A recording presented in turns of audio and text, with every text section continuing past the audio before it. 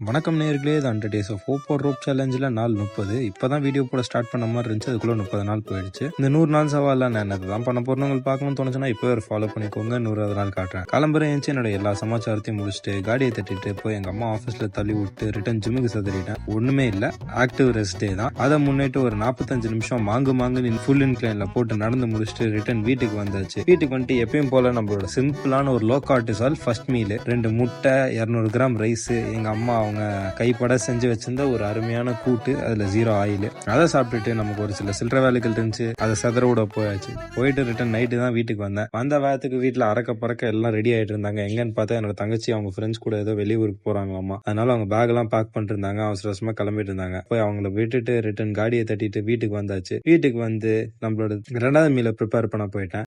முட்டைக்கு அருமையான half boil வந்துச்சு. 2வது முட்டை மறுகையா சாலாவாயிடுச்சு. சரி ஆனது ஆகட்டும் அப்படின்னு சொல்லி லைட்டா மன வருத்தத்தோட போய் செகண்ட் மீல சாப்பிட உட்காந்தாச்சு. ஃபுல்லா ஒரு கட்டு கட்டிட்டு மட்டை ஆயிட்டேன். நாளைக்கு வீடியோல சந்திக்கலாம். until then, good night.